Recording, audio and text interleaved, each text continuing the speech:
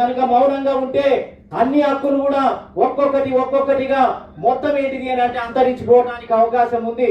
నువ్వు 42% దీన్ని అడ్డంకిగా చూపిస్తున్నావు, కానీ నీ మంత్రివర్గంలో ఏ అడ్డంకి లేదు. 8 మంత్రులకు మంత్రి శాఖలు ఇవ్వటానికి ఏ రాజ్యాంగంలో అడ్డంకులు లేవు, మరి ఎందుకు ఇవ్వటం లేదు? అదే విధంగా నామినేటెడ్ పదవులలో ఇవ్వటానికి ఎలాంటి అడ్డంకులు లేవు, ఎందుకు ఇవ్వటం లేదు?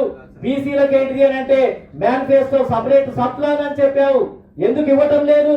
అంటే ఏ అడ్డంకులు లేని వాటి విషయంలో బీసీల బడ్జెట్ పెంచడంలో నీకు ఇష్టం లేదు. ఇదేమో రాజ్యాంగంలో ఏదో అడ్డంకిగా ఉందని దీన్ని చూపించి మోసం చేస్తున్నావు.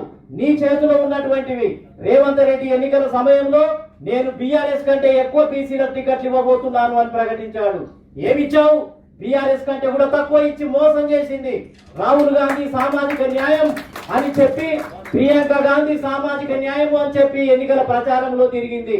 తర్వాత ఏది సామాజిక న్యాయం అంటే రాహుల్ గాంధీ మోసం, రేవంత్ రెడ్డి మోసం, కాంగ్రెస్ పార్టీ మోసం, అడుగడుగుల మోసమే.